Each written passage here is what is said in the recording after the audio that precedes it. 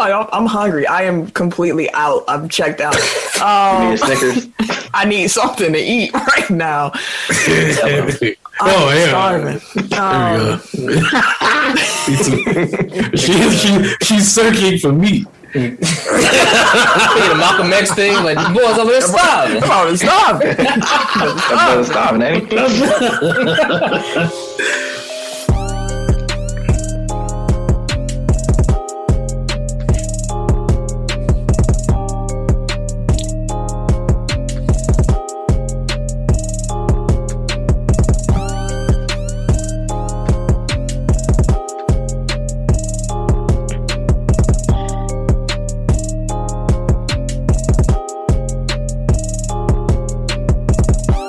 Welcome to episode 193 of Technical File, the sports podcast you never knew you needed. And it's your boy, TIMKINZ, the number 3, a.k.a. Ass Catcher, a.k.a. Mr. Give It To Me. I'm trying to find a background so y'all can see me on the YouTube. I am the Eric J. Only known as The Eric J. One division and shit. On the tube on YouTube. I'm Camille, point guard of the crew, the real life Tifa Lockhart, the girl next door. You know, holding it down for all the women who love sports. And it's your boy K Harris, the gentleman. The gentleman. The everyday gentleman. 24/7. But better known as K Diddy. Take that. Woo! All right, so you can go ahead and find us at www.technicalfile.com. Don't forget to put the K on that motherfucker. You're damn right. You can also find us on the Instagram and Twitter at Technical File. Mm-hmm. Also going to mosey on over to the other social media platform, Facebook, where you can find us at Technical File Podcast. Then jump from there, the leap of faith into the group. Jump. Mm-hmm. Skedaddle all over that motherfucker. Technical File Pod Overtime, which is our group. Mm-hmm. You can join in with the listeners, fans, and the fam. But don't forget our YouTube page, Technical File Podcast, where you can see our beautiful faces every single week. For sure. Indeed. Like I say every week, man, if you guys enjoy being a part of this amazing Tech File fam, share it with everybody you know. Your mama, your daddy, your uncle, your granny, whoever, wherever you are right now. Share it, man. Wherever you're listening right now. It takes less than 30 seconds. Sharing is caring. You're a part of this Tech File fam. Let's grow together, man. Help us grow. And share. Sure. The challenge, as always, is share the show and then download the Good News app. Good News Radio app. Good news. I'm early on that. But yeah, man, do it right now. You heard the man. What you waiting for? You ain't doing shit else. Like download. What college was that? Everest College. Oh yeah, Everest. You ain't doing that now in your life. Might as well. Sit on the couch watching me on the TV. You might as well get your ass watching me look ugly Yale in this parking lot. I don't even got a college degree. That was extremely random. Wherever you find podcasts, you can find us. That includes Apple Podcasts, Google Play, yes, sir, SoundCloud, Stitcher, Spotify, Pandora, yeah, Amazon Music, Amazon Music. There we go. iHeartRadio, Himalaya, like a blade, Wooshka, and the Good News app. Yes, sir. There we go. The Good News Radio app. Download it now. Sure. You heard Ken. Download the app now. Do it. Download it, man. Right now. We are live every Tuesday as we record on the Good News app between 6 and 8 p.m. Central Time. If you live in a different time zone, please figure that out on your own. I have done enough math for today. My brain is completely fried. You can figure it out. You know where you live at. You know what time zones are. 6 to 8 Central Time. We on the Good News app. So make sure you come on through. You can interact with us live, be in the chat, all that type of stuff. So 6 to 8. Okay, Coach Mosley. Every day, 6 to 8. Just Tuesday, not every day. It don't matter what day. We here 6 to 8. All right, nigga. It does matter what day. Exactly. Catch us on rewind. He's sending people off. Catch the rewind. There's other stuff playing at 6 to 8. This Tuesday, 6 to 8. Thank you. Thank you. But you can also find us wherever you're listening right now. While there, make sure that you like, subscribe, rate, review. 5 stars or better. It helps us and we appreciate it. All of that good stuff. It is an absolutely free way for you to support the pod, and that support goes a long way in helping us reach our own personal goals. So you enjoy the pod, go ahead and rate, review, share the show, do all that stuff they already told you to do. So before we get into the topics of the week and the sport fact of the week, we are going to shout out our top listening cities and our international listeners from the past week.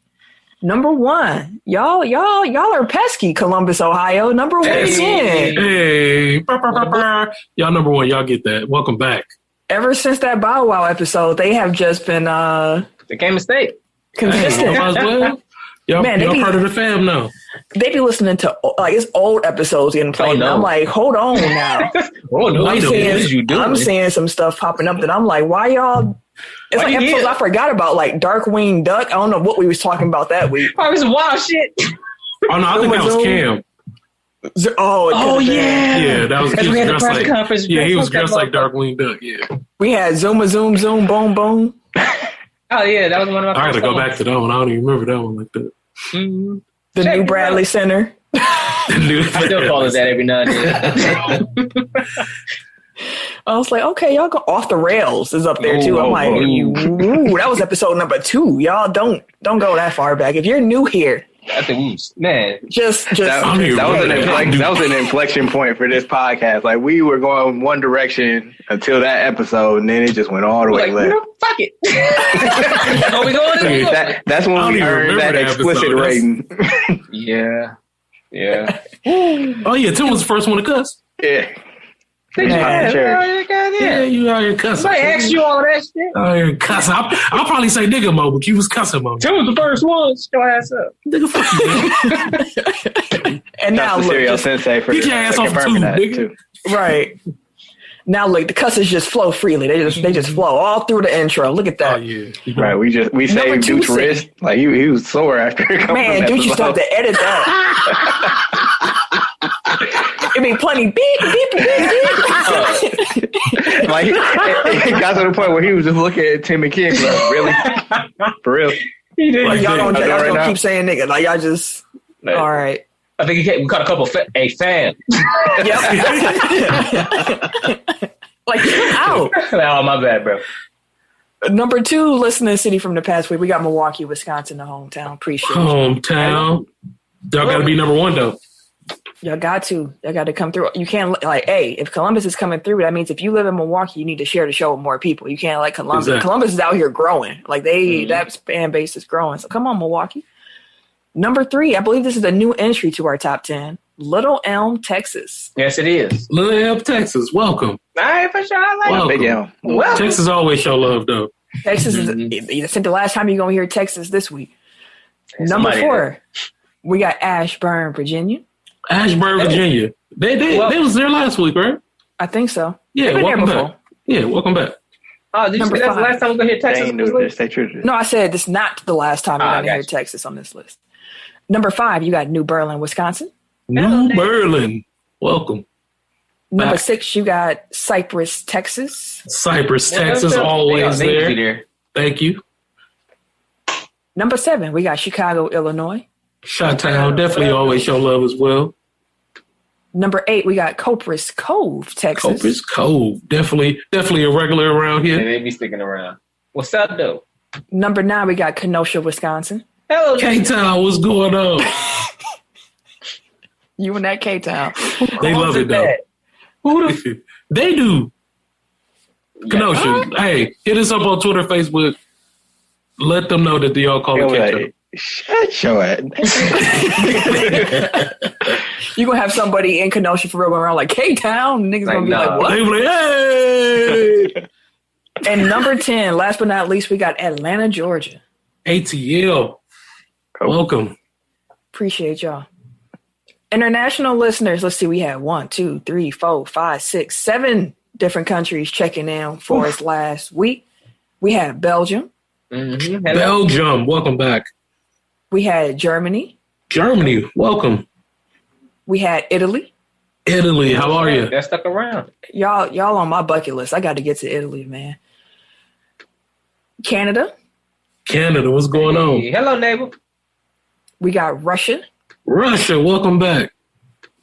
We got the UK, United Kingdom. The UK, what's going on? What's up? Hello. Hello, Governor. Hello, Governor. And last but not least, we got Australia. Hey, listen. Australia, what's going on, mate? Australia is the origin of 10,000 ways to die. Because damn, everything there does want to kill you, bro. Like, Okay. Australia was on the list, and then I found out recently Australia has a spider season. Yeah, that's ridiculous. There's absolutely no way I'm going. If you have a season of spiders, I'm not interested That's in the that. size of you. Man, mice taking over farms. I be seeing all kinds of wild stuff happening. Yeah, I'm in straight on Australia. that. Spiders the size of dogs. Yeah, no, bro. Do you know, dog? I literally would die of fear. Like, I would literally, like, Lord, take me now. If I see the spider that big, bro. I'm just like, what's the point, bro? Man, I be hearing stories about kangaroos breaking into people's houses and people find a kangaroo just in their kitchen. I'm like, I bet you ain't gonna fight. I'm not gonna fight no kangaroo. I got hands for days. Hey, kangaroo, kick the shit out of you, bro. Would you try to fight a kangaroo? Hell no. What the fuck? Whoop your ass. I'm throwing plenty How you pots gonna of explain pans. that to the police, bro? Someone Could you said, kangaroo came in and whoop my ass. Could you Did he imagine take like, anything, sir? No, he just whooped my ass. like you think it's a burglar in your house, and then you go downstairs and you see it's a kangaroo just going through your kitchen? Like, Like, what do you like? Or Like, you hey, sleep, I was you know, here in the middle of the night, you Y'all gotta in get my something spot. to drink. Like, no. Man, listen. We have new spots now. We have new rules. Okay, y'all over there. This is my house. We over here. That's I think they got. But yeah, shout out to all our top listening cities and all of our international listeners from the past week. Appreciate all y'all. Sport fact of the week. Yeah. So on March 28th, 1990, when Michael Jordan scored his career high, 69 points, he did that. 23 of 37 shooting, 21 of 23 from the line, 2 of 6 from 3-point, 18 rebounds, 6 assists, 4 steals, and a block. Who's he terrorizing like that? As usual, it was the Cleveland Cavaliers. Welcome, Ohio. I'm pretty sure Michael Jordan's not allowed in the state of Ohio anymore. Say it all. Yeah. He used to Lord. torture them people. Man. Ooh, he had some big shots over them too. Like because Cleveland wasn't bad. Like they had a little squad, and Jordan came through and was like, "Hey, y'all mine now." Like on Mortal Kombat, your soul is mine. And like, oh Lord, Jesus, Not my soul. now, I found that on Twitter. So like there was a video clip from that game. Like they wasn't doing shit with him, and like he was killing them from the mid range, up and unders, floaters. Oh yeah, I'm sure he hit him with the whole bag of tricks like Felix the Cat. No, he had it working that day. Like like Felix the Cat. Motherfucker had everything in that bag. now I gotta Google Felix the Cat to see what he. I used to love Felix the Cat. Like loved Felix the Cat as a kid. That was funny. And his bag of tricks. The motherfucking cat used to walk around with a bag. Of course, That's like a bag of- funny, Felix. That's funny, I too, forgot about I Felix the used to Cat. love Felix the Cat. And then the first thing that pop up is Felix the Cat, 1959, the magic bag. Yeah, damn. 1959. Yeah, black and white. A lot of cartoons that we watched as kids were cartoons our parents watched, like Looney Tunes, Yeah. Flintstones, Jetson, all that Looney stuff. Tunes was racist, low key. Yeah. Like hard, like very racist. I was like, God damn. It was right in our faces. I didn't even notice it. Yosemite Sam is in itself, Yeah. there's a scene where he's talking about like, I won't know Yankees up here. And I'm like, wait, what? I heard a nigga in there. Jesus Christ, y'all look too. Hey, he was quick to let one know you want to say that shit to his face. Hey, oh, Light what your the- ass up. No, he was. Hey, he used to pistol so He quick. kept bro. that thing on. Quick. Hey, he used to Don't be say- smoking. He used to be busting. You his ain't catching arm, Yosemite bro. Sam lacking. Ever. And he had two of them bitches. At all times. And he had infinity bullets, bro. Because he just stay letting them up. He ain't never reload, bro. He had infinity bullets, bro. He had the extendo. Just wildin', bro. Just wildin'. Now, if you are new here, well, I shouldn't even say if you're new here. I should preface it by saying this. It is Easter on Sunday. It is. So we are treating this week's episode as a holiday episode. if you are new here and you're not familiar with what that means, generally when we do our show, there's a rundown. I'm running point. We go through a list of topics, so on and so forth. Holiday episodes are a little bit more free flowing. We go in tech order. So Tim, Eric, myself, and then Ken picking topics that we will discuss. And it's just a little bit more laid back, a lot more conversational. You probably already kind of felt that a little bit going into it. A little bit more jokes. So this is normally when Ken tends to get off during episodes. Like holiday episodes are normally like Ken episodes. Person. False. I got excited. My bad. Pardon me. Hey, pardon my reach. Wow. Already. So, pardon my reach. With that being said, we are going to get into the topics of the week. Tim will be batting off first, and when we come back from the drop, Tim, first topic's on you. Man, lead off. This nigga for the butt.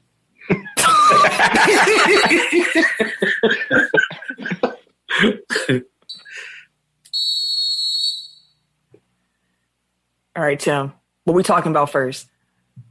Shit. Let's get into some real quick buyout market for the NBA. How about that? That's kind of fun. That's kind of fun.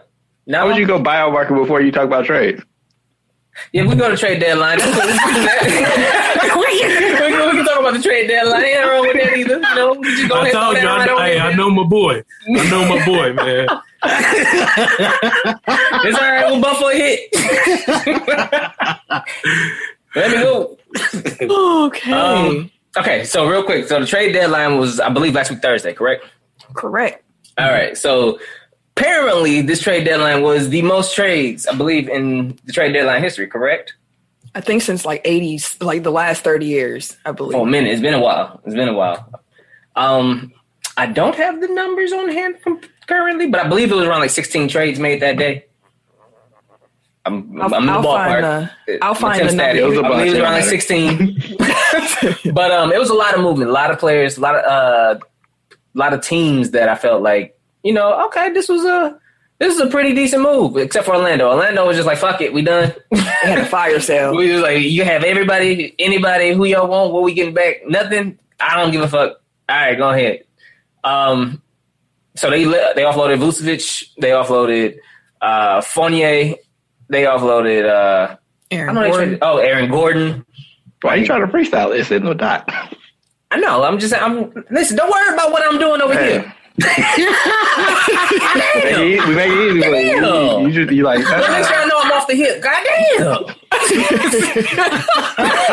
Hey, I was letting you cook. Just let me talk. Goddamn. Hey, we're talking about when they win, though, since we talking about them.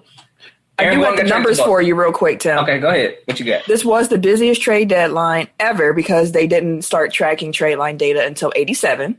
Okay. That was a good year. I was going to say, that was a good year. 87 was a good year. Okay. I thought some people were born in 87. Okay. They had 17 reported trades. There were a total of 45 players that moved. God damn. 23 different teams made a trade. And yeah, those are the only ones I'm going to say. The last stat's kind of nerdish, so I'm going to just let that one hang out there. Continue, sir. The whole damn league damn near traded.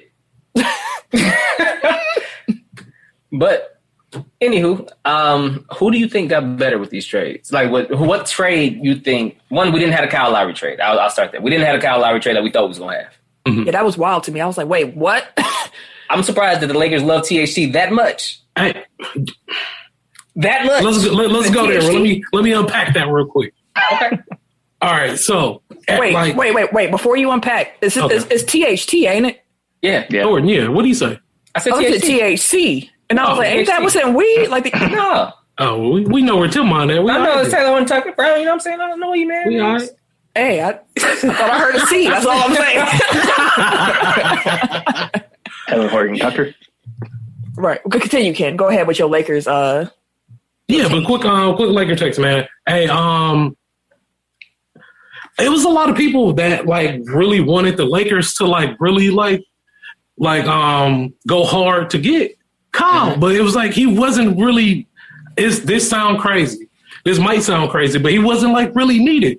I don't feel like he would have been that piece that we would have gotten that we'd be like, oh, okay, we for sure running back. Like, I'm fine with what we have right now because we would have had to give up way too much to get him anyway. And then our bench already is kind of soft. And, and we've been dealing with injuries like crazy. Thank God we got Drummond. We'll talk more about it later. But, thank God we got him. AD's not back yet. LeBron is out. We would have had to give too much. Our number one player is Kuzma. And Kuzma has actually been playing very well this season. Kuzma stepped it up, so I thank God for him. But, yeah, man, we would have had to give up the whole farm, man, just to get Kyle, Kyle. I don't feel like that would have been a good investment for us. So I'm happy with what we have right now. So, we did what we had to do right now. We need another wing, though. We need a wing guy. So, hopefully we can find one. If he would have agreed to an extension, y'all might have actually did it. I don't know if he's Lowry, because I don't know. Oh, yeah. That was a sticking point. Like, people didn't want to just rent him.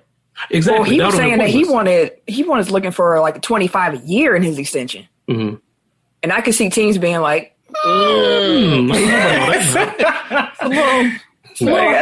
boss. You can stay your ass where you at if you want all that. We'll talk to you in the off season, sir. The only thing that gives me pause is that, like, this reminds me of, like, that year. I want to say it was the year before LeBron left Cleveland the first time, and they had an opportunity to get Amari Stoudemire, which is different because Amari was way younger. But they only had to give up J.J. Hickson. They're like, no, he a piece for the future. Like, we can't give up J.J. Hickson. Like, sometimes, the bird in hand is better than two in the bush. Like, you know what Kyle Lowry is. That's old school That's phrase. number 2. That's the second old ass saying we have today. All I'm saying is, like, sometimes, like, you know what Kyle Lowry is. You know what he brings. Yeah. He is an upgrade from Dennis Schroeder, who, as a note, like, he started getting shot because he turned down 4 years, 84. Like, that was the extension that the Lakers offered. He said, no, I can get more than that. So just keep that in mind for the summer. I know that. I'm fine. He got to get his money. Never go ahead on me. Yeah. No, I'm just saying, like, so is it, do you want to extend Shooter for more than 4 years, 84? Or 1 a year. Shit. You know what Kyle Lowry is, and maybe 25 for the next 2. But then what else, though? Like, we just have a starting 5, and then what else? Well, I mean, like, y'all are the Lakers, and then you have open roster spots on the buyout market. Like, like, you already got Drummond. Like, y'all probably could have had your pick of whoever else is on the market. Like, so far, only the bigs have signed pretty much. But, like, you got to imagine other people are going to get way before April 8th. So these are facts. Like, I get it, and I wonder if LeBron and AD were healthy right now, if they would have done the deal. Because the thing is, like, now they have to make sure that they have enough players to basically float them through until their guns come back. But it won last night. It did. Ain't winning tomorrow. But we'll see. Yeah. So I mean, like, I guess I get it from both sides, but like saying like, oh, we gave up too much. Like, really, you would have given up Horton Tucker, Schroeder, who's like, you're replacing him anyway, so who cares? And then like KCP or whoever you got to put in to match salaries. Probably was. Which hurts, but it's also like you shoring up that point guard spot, because I'm still, Schroeder's been good, but do you know if you can count on him in a deep playoff run? How old is Kyle? But then 35? Kyle just turned 35 on deadline day. Okay. But then that would have moved Matthews. He would have moved to the starting position there, the starting 2. Y'all would have been starting West. Yeah, we would have had to. Yeah, he would have started at the 2. Well, he had Caruso still, don't you? Yeah. So, but then who come up there? Still have some play. You got Caruso, you got Kuzma, you got LeBron. I don't know if Harold would have had to be in the deal, but you still got him. Harold probably would have been in the deal, though. Which, again, like, we see how much the Clippers miss him. So, it's like...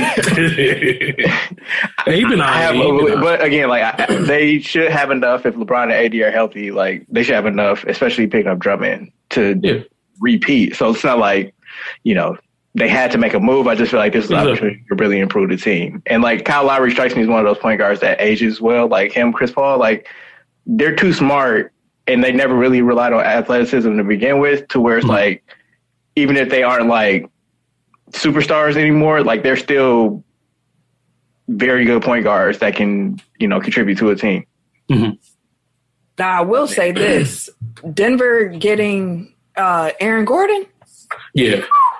I love that for Denver because Aaron Gordon is the type of forward you want next to Porter Jr. Like, it just makes some sense to see those two paired together. Like, Denver was already playing pretty well. I mean, considering the West is stacked and the top six teams are the top six teams, like, getting a piece like that is going to be very helpful for Denver. Like, if I was a Lakers fan, I'd be a little nervous about Denver. Then picking up JaVale McGee as well helps, like, for their bigs at the back end as well. He played well last year too. I mean, they essentially replaced Grant and Plumlee from last year's team, so they can pretty much run out the same. I mean, yeah, they lost Gary Harris, but he ain't been that great. They got he's a good defender, but he hasn't hit a shot in like the last 3 years, so he'll be able to replace that offensive production at the least. But yeah, I like the Gordon fit. Like he's essentially like another Jeremy Grant, a little bit more bounce, comfortable defense. Theoretically, can shoot a little. He's looked comfortable. He's looked comfortable in the first couple of games I've seen with him already, and seeing that level of comfort that quickly tends to be a good sign. So I'm good with that. Tim, you was talking about the fire sale in Orlando. Mm-hmm. Were y'all surprised to see them trade they all-star to Chicago? I thought they was going to keep Vucevic. I thought they would have traded him. I honestly was hoping that they traded Vucevic. I've been a fan of Vucevic for a while too, so I was really hoping that they would have got rid of him. Let him be. Let him go ahead and prosper. So it ain't happening in Orlando. Let him go ahead and have his time to shine while he still got some prime left. Before like, 'cause Chicago looks nice now with him and Levine as the 1 and 2. Like, and he's a good big pass. Like he can facilitate as well a little bit out of the center spot, and he can still shoot consistently as a 5. Like, he'll get you a double-doubles on a regular, and then you got Levine out there. Like, they did pretty good. They did pretty good with that trade. So just to be clear, they traded Wendell Carter and 2 first-rounders, including 1 this year. So, they're going all in for the play-in.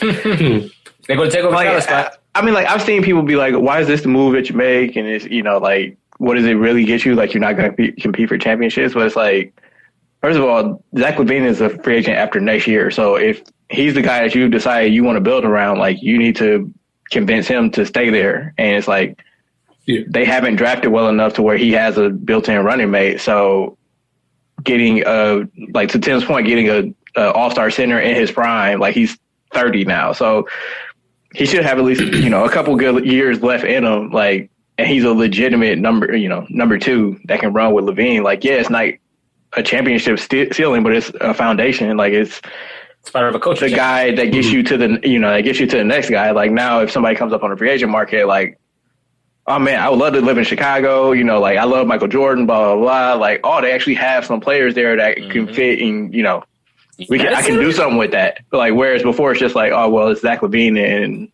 a bunch of young dudes that haven't proven it. LaVine in the stadium. I was trying to be nice. Hey, man, you got to call it how you see it. So, I mean, like, you got to build up to be a championship contender. You're not just going – most teams don't have the luxury of just like, oh, we're going to sign KD and Kyrie and now we're contenders. Like, trade for Harden. And again, like, signing those, picking up those 2 dudes, like, led to getting the 3rd dude. Number 3, yeah. Yeah. So, and like, to Camille's original question, like, it surprised me that he got traded only because I hadn't heard anything about him being in trade talks, and that was like the first deal of the day. So I was like, oh, this is what we doing today. Yeah, that's how they get started. Y'all woke up and chose violence. I said, Orlando selling. I was like, who's next? What was that? Like, who's next? We poach. Go. Yeah, after they got rid of Gordon, then it was like, fuck it, everybody can go, bro. Terrence Ross was like, I'm the only one. I'm the captain now. Terrence Ross tweeted through it. He just tweeted through it, like, sad crying emojis and gifs. Then next thing you know, he hit him with the "I'm the captain now." Like, number 1 option, bro. Get these shots. Ain't nobody finna tell me nothing. Yeah, that man's gonna have 50 before the end of the season. He'll get 1 game at least. How do y'all feel about Miami getting Victor Oladipo? I think that was a nice pickup for them, honestly. Like, Depot will bring you the energy. He can still play defense. He ain't terrible at defense. He ain't terrible at defense. On the Miami squad that's known for their defense as well. Like, the coach has a little bit more. He has a lot of good defensive pieces around him to help him succeed. That is very true. Yeah. And then he still give you some offense. Again, it's a culture change. It could be one of those, I was tired of being in that motherfucker. Let me just go ahead now. I have something to play for with somebody else. It could change. The thing, like, he was already in a contract year. Like, I don't think it was been like a lack of effort on his part. Like, he's trying to get his next contract. He's trying to prove, like, I'm still a max player. And, like, yeah, he got his points. Like, he averaged 20 in Houston, but, like, if you look at his shooting numbers, like, it was basically like lack of a better option. So I don't know. Like, he hasn't shown me that he's back from his injury, which, I mean, like, I don't blame him. Like, it was a devastating injury. It's just like, I don't know if it's time for us to hang up. Like, Vic is still Vic. Mm-hmm. And that's, I mean, like, to my greater point, like, when we get to buyouts, it's like people see the name. It's like, oh, damn, he went there.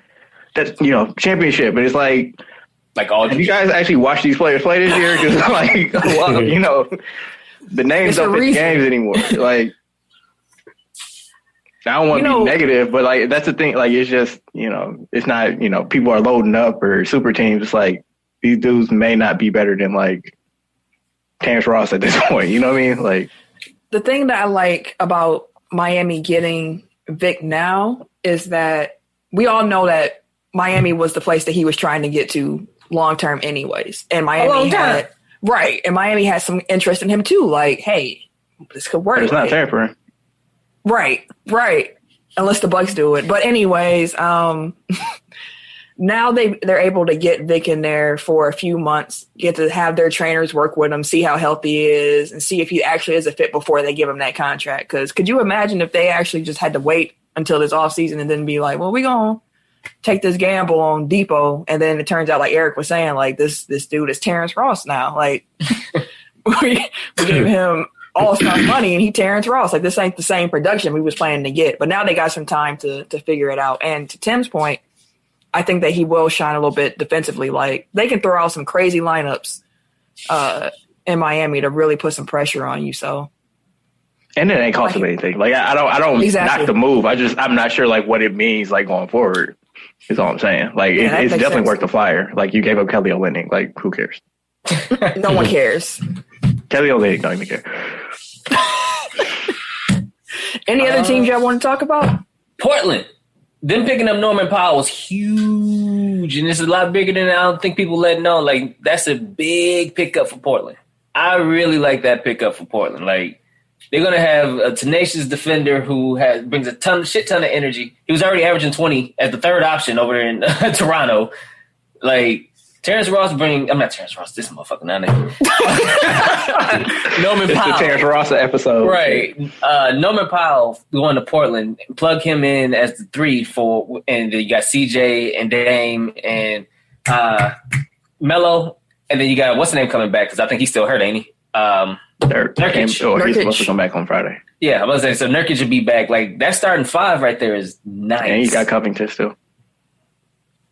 Like, they have defense, they have shooting. Norman Powell was the number 1 3-point shooter in the league this year so far? I didn't realize that he was sparking at the rate he was sparking at until I looked into the trade. I was like, dang, I thought that was only against the Bucks. But no, he doing it against everybody. Like, he is just out here hooping. I was like, okay, Norm. Yeah, he's like number 1. He's top 3 in the league in 3-point, like across the board. Not just in the corner, not just from the key. Like, everywhere. That motherfucker is on fire. So, for them to pick up that type of shooter, who also plays defense well, and he can slash. Like, he can cut. He's very athletic.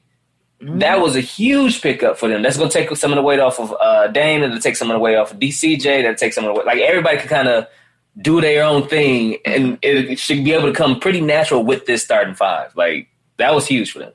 And he can play with those guys and play, as the primary initiator. He come off the bench. He was used to coming off the bench anyways. Like, he'll do both. Like, you can run him out there with bench lineups, and he's going to cook. He'll cook. I'll lead y'all. I'm the captain now. Give me that motherfucker. I liked it for them. I liked it for Toronto too. Like they picked up a young piece but like to Portland's point, like I see people like, why did they do it? Like, well, one, Gary Trent Jr. is a free agent this offseason. They have an idea of what he's going to ask for, and apparently they felt like, that money could be better spent somewhere else. Like now, Norm is also a free agent, but one, he's a better piece for the stretch run. So if they're like, we're just not going to pay that, whoever it is, like it's better to get the piece that's better this year than it is, right. And then like maybe he does play well enough that you do want to keep him as a long-term piece, or maybe you did decide like, oh, well, we would rather pay Norm 25 than Trent 20 or whatever it would take to get him. So like, it makes sense to me. He's a better defender at this point. Like Trent has potential, but again, like to my point earlier with like Horton Tucker, it's like potential is all good and shit, but like Dame is 30, CJ is like 29. Like these dudes need to win now. So like bringing in more pieces around their age range is better for them. And I'm sure like they're happy. I mean, like I'm sure they like their teammate, but it's like, oh yeah, we got a piece. We ready to, everybody getting healthy. We ready to run. Yeah, CJ turned 30 this year. Okay. So they both 30. So Dame 31 then. But yeah, so to my point, like, or he's turning 31, like to my point, like the time is now. John Cena. Yeah, I feel you. Any other trades? I mean, Boston got rid of Man, I was so hoping they were getting rid of Smart, like just from a Bucks perspective. Like I was too. Dude. I do, yeah. That dude is like when they were saying like Aaron Gordon for Marcus Smart, like yes, do that, please. Don't even think about it. All right, well, Eric, what you want to talk about next? Tim took mine. I guess we can go to buyouts. Yeah, so the buyout market is upon us. So far, Andre Drummond has joined the Lakers. LaMarcus Aldridge has joined the Brooklyn Nets. Gorgui Dieng went to San Antonio. The Bucks are picking up a point guard. They haven't announced it yet. Originally, it was supposed to be Austin Rivers. Oh, what? By the team? Not by the team, but just... yeah, that's what I'm saying. Like, it hasn't become official yet. So, I got you. Yeah. At first, it was supposed to be Austin Rivers, and then it was reported yesterday that it would be Jeff Teague. We'll see. They also worked out Brandon Knight. I was not happy about that Jeff Teague. I'd rather have Brandon Knight than Jeff Teague. Hey, man, dude came to LA and did shit. Fuck him. With Jeff Teague, I think they were... Wait, when did he go to LA? Jeff Teague... Didn't he in LA? No. I don't remember Jeff Teague in LA. Oh, well, shit, fuck him anyway. Anyways, I used to want Jeff Teague on. If it was like 5 years ago, I'd have been ecstatic. Yeah. I've been wanting Jeff Teague on the Bucks forever. Just like everybody that's on the Brooklyn Nets right now. Like, yeah, it would be killing if this was 2016. Exactly. Two, I think with the Jeff Teague thing, because a lot of people are looking at Austin Rivers for the bucket. I think they're looking more so the ball handler, he knows Bud's offense. He has at least some knowledge of it. I don't know how much he's tweaked it since Atlanta, but he's comfortable with it, comfortable running the point in that offense. Maybe they just looking more so the ball handler, like more floor general as opposed to the bucket. That's what I was thinking, because you still need somebody. Even in his prime, Jeff Teague wasn't that type of point guard. So yeah, he's a legitimate point guard, whereas Austin is more of a combo. But I think for what the Bucks need at a backup guard spot, like, they just need somebody that can literally like bring the ball up the court and like move. Their offense isn't predicated on like, one person dribbling the ball and getting it to whoever. It's a lot of motion, a lot of reads. So I just think that Austin Rivers is a better defensive fit. One, because he's bigger, he can guard up, and he has the experience from Houston switching. So like I looked at it as a fit thing, like more than like a talent play. Because I mean, like, it's Austin Rivers and Jeff Teague in 2021. Like, neither one of them are, really changing the dynamic all that much. It's just, which one fits better. And they both shoot comparably. I know everybody in Boston was like, get Teague off my team. And, I'll take their word for it because they watch their team way more than I do. Mm-hmm. But thinking Austin Rivers wasn't playing in New York, so that probably says something as well. Although part of that is just they picked up D Rose. Yeah. I don't know, but we'll see. The Brandon Knight news was kind of funny as well. And I think I seen somewhere else they said that Brandon Jennings is around here somewhere too. I don't know. That dude was just kicking it with Chris Brown. Like, right. Yeah. Like, I don't think he even hoop no more. I just want to. I like to go on the record. I hope the Bucks keep the 15th roster spot clear. They should just bring back old Bucks that used to be on the team and just like John Henson ain't in the league right now. Right, like that. I'm legitimately like he's. They don't have like if Bobby Porter's having COVID and PJ Tucker having a strained calf is showing anything that they need some more depth in the front court. Get one more big. I hope they're not going to get Rivers and T because I'd rather have another guard and then another big. Mm-hmm. But for real, like what's John Henson doing? I mean, he started shooting threes. Like he can defend the rim. He can move a little bit. So I'm sure he can switch. Have your agent call their agents. He was bring back Hook. Bring back Hook. We starting it here on Tech 5. Yes, bring him back off the bench. And I felt bad when we traded John Henson too, because John Henson was finally like happy and expanding his game, and the next thing you know, out the door. I was like, dang. George Hill over, didn't he? Yep, that was George Hill's right. Say that, nigga. I mean, I got it. It was just, it was sad. It was like, damn, like he had to sit through all the muck of his trash Bucks teams. Yeah. Speaking of which, George Hill over there on Philly. Oh yeah, that was a nice pivot for them after they knew they were getting Kyle Lowry. It's a nice pivot. Oh, one last Kyle Lowry thing. Like, it's apparently like if he leaves Toronto, like he wants to go to Miami. So that's why they weren't inclined to give up too much for him. They're like, we can just get him. Which makes sense. Mm-hmm. For sure. Buyout stuff. So Andre jumping to Lakers. Laker fans, what y'all got to say? I said it on here that I felt like we should pick up Drummond, so I'm happy. We still don't know what we're getting yet, but I feel like that this is actually a good pick and it's a safe pick for us. If I could have chose between him or Aldridge, I would have chose Aldridge over Drummond for sure. But really. He wants that shooting. That's all he thinks. He wants that shooting. That's all I was thinking about. Because like I look at it this way, like basically Andre Drummond has to come in and be basically what Dwight and Deville were last year, and I feel like that he's capable of doing that. Like he gives them the same type of, he gives them the same upsides and the same downsides essentially, and he's significantly younger. I mean, I'm just saying, like archetype wise, like he's a big that can theoretically, catch lobs, to, pick and roll, defense, can defend the rim. He's a better rebounder than either one of them. But I'm just saying, like he gives them the same things theoretically that those two did, and it worked for them well last year. And that's that's an element to the team that they don't have this year. Like, and Kid, you can correct me if I'm wrong, but like Trez and Marc Gasol are not those types of bigs. So not at all. Marc Gasol, I don't even know what he's doing out there. And Aldridge is much closer to Gasol than he is to the other people that I've named. So, like, just looking at what worked for them last year, like upgrading from that, but still getting like that type of element, I think is going to work for him. Plus, like, he's going to have, when he gets healthy, he's going to have LeBron James, like, and lighting the fire under his ass and spoon feeding him like buckets at the rim. So, like, I think he might miss those really a few times before he actually make one, though, because that man right there, he be. That's why he be having so many rebounds. He missing rebounds.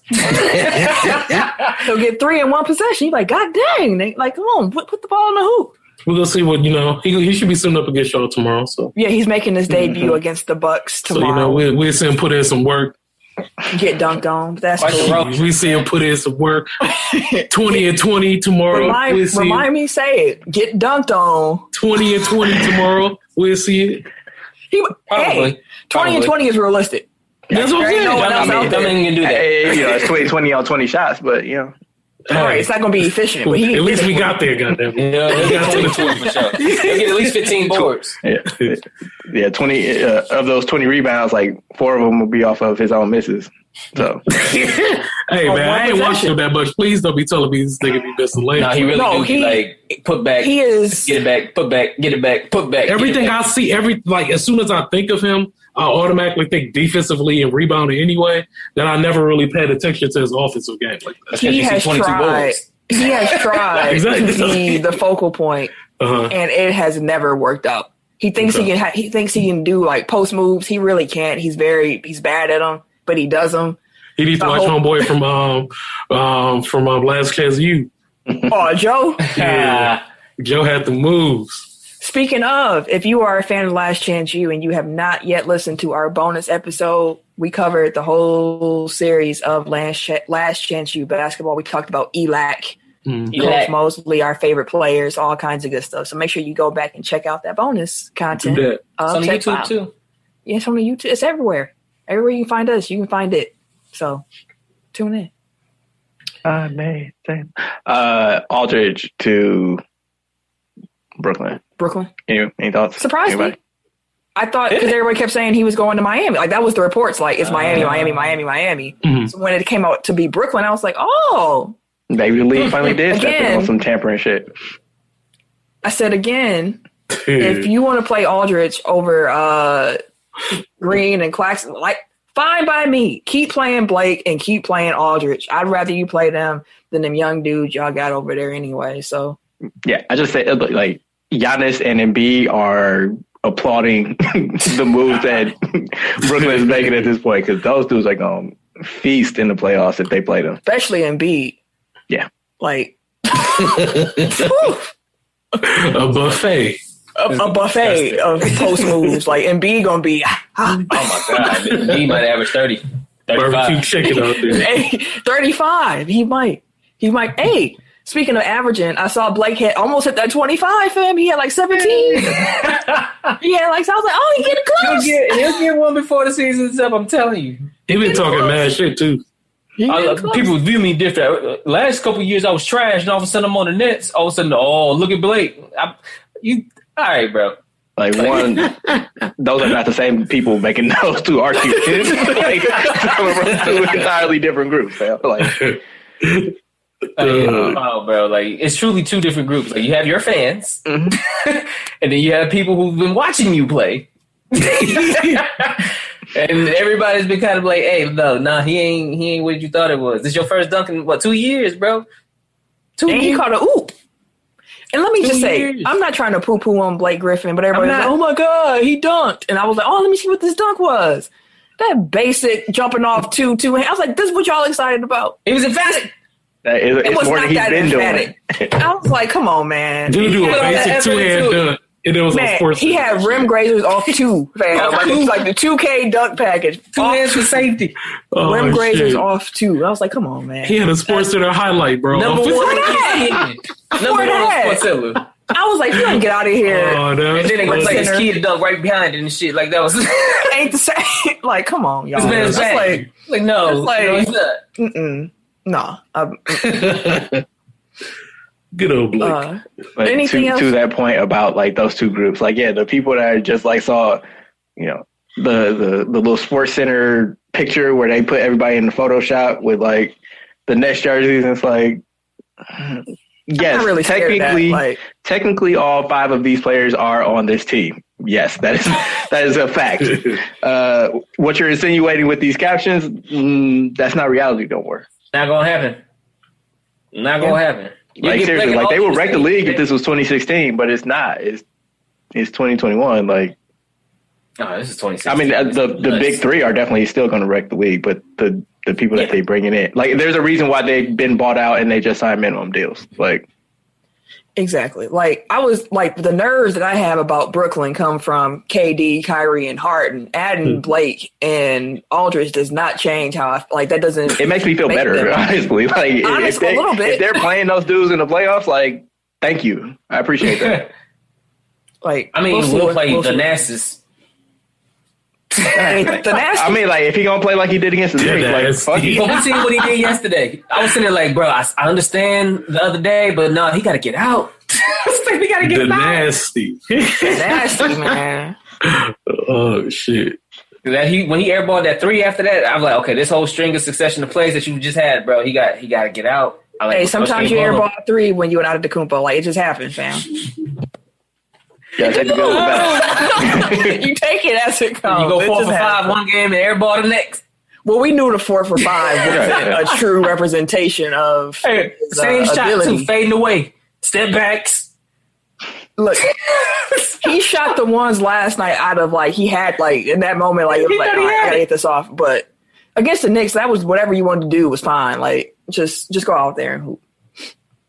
The only last one was Gorgie Jang, and like I don't know why LA and Brooklyn were like competing over Aldridge and Drummond when Gorgie Jang was probably the best big on the market.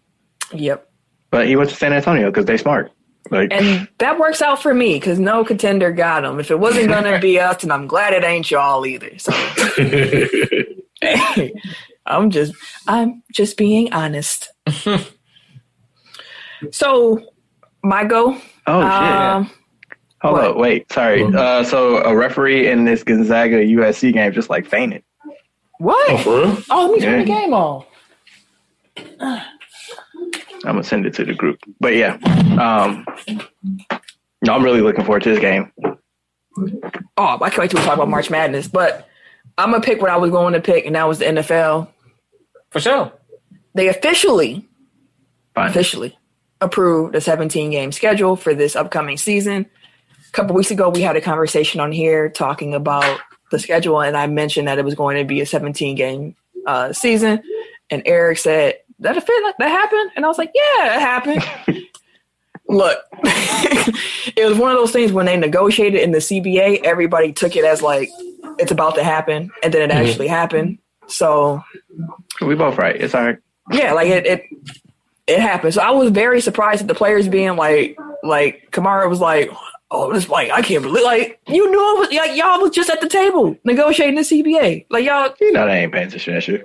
Like, Alvin Kamara wasn't, checking his emails, like, oh, what happened at the players' meeting? Mm-hmm. We getting paid? Yep. All right, cool. Right, like, so what's happening? It's official.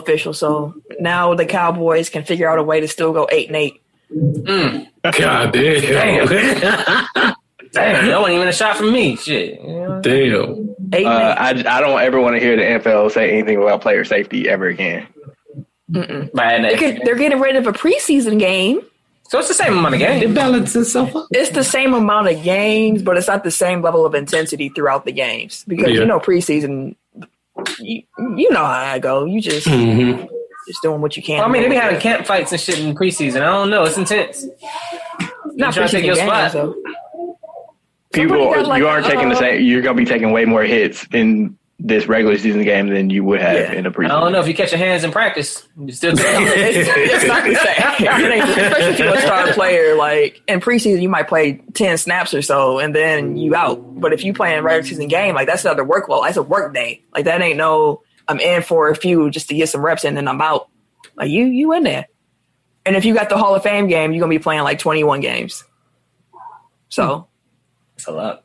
That's a lot of football. A lot of football. And but, the players like we're trying to reduce reduce concussions. Like, no CTE over here. Fair enough. So, 17 games are coming. And with that, I saw like there's going to be some pretty interesting games added to the slate. Like I know the Packers are now going to be playing the Chiefs because they added the extra game. So I think it was something about like the conference champions from 2 years ago playing. It was really weird how they got there. Yeah, it was some interesting shit. They was like, so the Packers and Chiefs played because they was both in the conference championship. Yeah, I think it was the second place teams in the conference championships are playing each other, and then the first place teams from the conference championships is playing. It's some weird shit. It was a real convoluted way. If we have to, though, because if we don't have to. Like the 16 game season with 32 teams worked perfectly. Like it was very symmetrical. Like now you don't know this other shit in there. Like it just I know it's about the dollar, but it's gonna be the wave until at least 2030 when they get back to the table to negotiate. So Yeah, that wild card game actually, because typically you play two opposite divisions. They don't keep team that, the year before, and then your division. They're going to keep all that, and they just added in the whole from 2 years ago, the person who, I don't remember the specifics, but you get the idea. 17 games. Baby mama's cousin's favorite team. Something like that. Something to that extent. Yeah, that's all I got for that, though. So we'll see it when it happens. Ken, what's next? We can go to March Madness.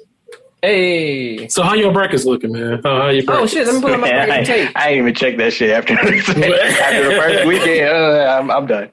Okay, so for the men's bracket, I got Gonzaga still, so I'm still alive in that sense. You know. Okay, but Ooh, I did not expect Houston to make it to the Final Four. Okay. I had Alabama in the Final Four, and they ain't there. So if we can get Gonzaga in there, I mean, I didn't pick Baylor to be in the championship game. So really, all I'm hoping for is Gonzaga to win it all, because that's all I got at this point. That's all I got with the men's bracket. I'm at 57%. It dropped. Damn. I'm at 68%. I don't know how they calculate this, but it is what it is. I didn't have Houston either. I got Baylor. I had Colorado actually in the Final Four. Colorado? Yeah, you're a wild boy. What about y'all? Mine ain't Logan, so. Well, mine, I had Illinois win it all, so you already know my shit. Right, same here. Yeah, so I'm all fucked up. But it's all right. Who you hope win? Who I hope win? Gonzaga. They got a squad, bro. Hey, they're fun to watch. I enjoy watching Gonzaga play too. I'm surprised Michigan is in the Elite Eight. I'm happy. Yeah, but shout out, definitely shout out, man. Juwan Howard. They trying to win that shit, man. Yeah, that's what's up. I do think I had them in the Final Four though. Michigan. I think you did. That sounded about right. So as we're recording this, we got UCLA, Michigan to play, and USC and Gonzaga to play for the men's bracket. They playing right now. Gonzaga's up. What's the score? Yeah, 36-23. Oh, it's about to be another. They're about to just roll on through this again. Okay. We'll see. But yeah, like I said, they got a squad, man. They might just float through this. Hey, that's why. Real talk. I mean, they undefeated, so they've been floating all season. Like that's what I'm expecting. Ain't nobody gave them no issue. No, on that one. I don't know what my husband is cooking right now, but it smells delicious. Like it's probably spicy as fuck. You smell what the mayor is cooking. I am hungry. I am hungry. The women's bracket. So, did anybody else watch the UConn Baylor game last night? I was in and out. Yeah. Listen, I had turned it on, so I was like, let me just have this on in the background till the Bucks come on. Mm-hmm. I got so into that game. First of all, these women be out here hooping with their faces fully beat. I don't know how they do that. I mean, eyelashes, face done. I was like, y'all out here looking beautiful and getting buckets. Like, what is happening? How is your eyelashes not falling off? Like, I had to wear fake eyelashes once. And I was like, not even like running around or nothing like that. But I'm like, I'm about to hurt myself with these extra eyelashes on my face right now. But it was quite a game. It came like Dee Richards had got injured. And I don't know if y'all familiar with her story from Baylor, but she had got injured during practice back in like, I think December or November. And she was temporarily paralyzed. So she had to relearn how to walk. Like at first they were like, you might not hoop again. Mm-hmm. And then she was like, hey, no, like I'm about to hoop. Like I'm a singer. I'm hooping. I don't know what y'all talking about. And they said it might be temporary. So, there's hope, but you gotta learn how to walk again and everything like that. And she did all that. She came back. She's a super solid, like defensive player. Like she was giving Paige some problems. And then she got hurt. Just no contact, started pulling her hamstring on the ground, hollering. And I was like, dang. Damn, that sucks. And then next thing you know, UConn go on a run. Like Baylor was up. She got hurt and UConn went on a run. And Paige is out there getting all them little buckets. I was like, she cold. It's crazy. Like if you look at her, I would have never have guessed that she's that cold. That's what. Every time I see her, I'm like, yo, she does not even look like a hooper, dude. But she is cold. And the game ended with some controversy because it looked like it was in real time. Yeah, that definitely was a foul. Yeah, in real time, I was like, oh, they went straight up. And then they showed the replay, and I was like, oh, no, they was not straight up. Yeah, that was a foul. Straight up the arms and shit. Like, I was going to say, straight arms on legs. Like, it was a bad... Hands on arms. It was a bad shot. It was a bad... Like, it was not a good look. Like, that wasn't a good shot. But she got fouled. Maybe that's why they didn't call it. That's what I thought, too. Like, I was like, why would you go up with that shot? And then I saw the replay, and I was like, dang, she got hit in the face on her arm. She was thinking March Madness. To the trees, bro. Like, you ain't get that off. She was out there pulling, like, damn dollar. Like, if you look at her stat line, you're gonna be like, dang, like it was like 8 for like 24 or something. Like, it was a wild stat. Oh like, shit, she was pulling for real. Pulling. Yeah, she was like, shoot or shoot. Fuck that. Fucking fish. But but my final four for the women's bracket, I could go 3 for 4. I had UConn in there. I had NC State, but Arizona's in there. Mm-hmm. I got Stanford and I got South Carolina. So those two teams are playing their games today. So hopefully, I can get that going because I got South Carolina and oh shoot, why did I have NC State in the finals? Come on, Camille. I don't know why. I thought I had UConn this whole time, y'all. I was about to play. I'm about to have my championship game, South Carolina. I picked UConn. I did not. I don't know what I was on, but yeah.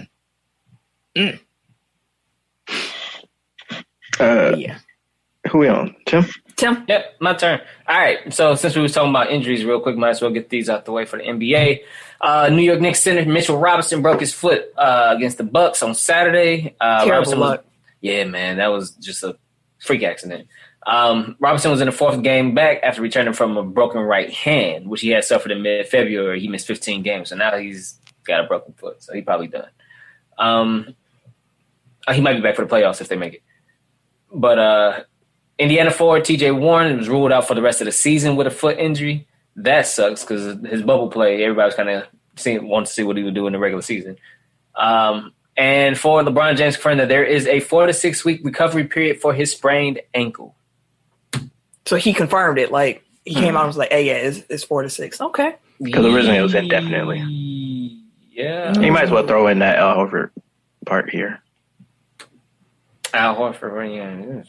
So they shut him down. Oklahoma City shut him down for the rest of the season. Was it injury? No, just we're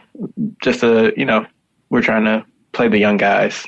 We'll move you in the offseason. Wow. Damn, they could just buy him out. Well, I mean, like, he has like 3 years left on his deal. OKC don't believe in buyouts of that caliber. Like, they would rather you stay there and just be unhappy than them actually have dead money. Y'all got $1 million draft picks. Like, just buy the man out. Like, y'all gonna hit on something. It's too late. I mean, it's not, but... It ain't. No. What's the deadline for... April 8th. Okay. Well, they can buy him out at any time, but the deadline for him to be eligible to play in the playoffs. For the playoffs. Right. Okay, yeah, he ain't. Yeah, he going. That's wild. But I mean, they claim it's a mutual decision. He's still going to work out with the team. He's still going to be around the team. Like, it's not like you're just sending him home. Like, it's just he won't play and put like this extra miles on his body, and then they'll look to move him in the summer. Like, they said that they'll work with him to find a new home. Which, I mean, like, why weren't y'all doing that before the trade deadline? But maybe they were. I mean, y'all, like Tim said, y'all got $85 million in draft picks. Y'all could have put one on there for someone to take that contract. Like, y'all got them to spare, fam. 17 first round picks. Years. Isn't it 17 first and 17 second? 34 damn picks. Y'all couldn't have traded them one. Oh, for 7 years. They stingy as a motherfucker. Wait, hell no. Won't believe in buyouts. Just give us draft picks. Fuck out of here. Damn. I mean, on a certain level, like, I respect it. Like, if it's your policy, like, we don't do buyouts, like, everybody knows what it is. It's not like you just picking and choosing, like, oh, well, we'll buy this dude out, but this dude we gonna hold hostage. Like, just like that, organizational policy. One of the unwritten rules, and people get over there like, damn, they really don't buy motherfuckers out? Like, no, bro, they really don't. They really don't buy.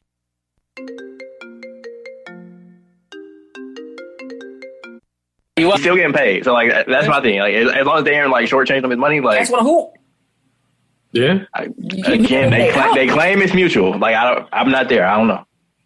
We'll see. We'll see. I mean, when you get to like 36 years old, like, do you really want to still be, if you're on a tanking ass team, like, would you want to be playing that out, or rest your body up, get ready for next year? Yeah. This last year for 34. Well, yeah, 34, 36. He shit. I mean, I'm 33, so like once you get past a certain age, it's like in basketball years, there's a difference between 34 and 36. That basketball years is a little bit different. In real life, like it is. Yeah. Unless you LeBron James, like LeBron. Yeah. Once you get over like 32, like you on the way down. Year to year. Huh? I said they have most improved because people develop year to year. Like that's 3 years of development. I mean, not when you 34. That's 3 years of regression we talking about here. I mean, not when you're not playing. So next time you're on the court, you'll be 35. I'll stick with basketball news. There were some coaching hires of black people or people of color in NCAA. So first, congratulations, Camille Marquette. Got rid of Steve Wojciechowski. Wojo, goddammit. Yeah, just call him Wojo. Coach. Yeah, and they hired Shaka Smart, so former Texas head coach. Who they should have hired when they hired Wojo in the first place. That's who I want. If y'all remember when I was talking, I don't think we had a podcast. No, that was a long time ago. But when I was talking to y'all, I was like, dang, they should go hire Shaka Smart. Like, yeah, Shaka Smart. Did they? Nah, and Shaka went to Texas. But he home now. He here now. That was right after his VCU run, too, wasn't it? Mm-hmm. That's why I wanted them, because I was like, Larry we had Buzz. I was like, they sure did. I was like, we had Buzz, and I was like, I feel like Shaka is like in the same kind of line as Buzz, but like, that kind of like underdog. Sure. Yeah. I'm happy.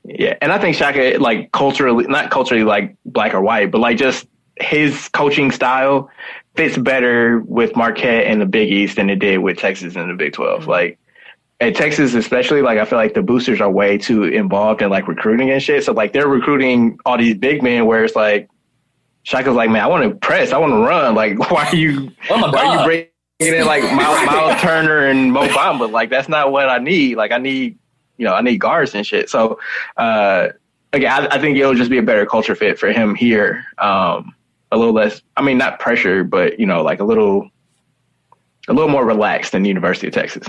And he's from Madison, so he's back home in Wisconsin. Speaking of Madison in Wisconsin, the UW Madison hired former Boston University coach Marissa Mosley to run their women's basketball program. So she's a black woman. I believe she'll be the first black coach to lead the women's program in UW history. So shouts to them. 2021, still having first. Still first. Still having first. And then Indiana University hired former Knicks head coach Mike Woodson to lead their basketball program, and he is rumored to be bringing in Larry Brown. That man 80. Leave that man alone.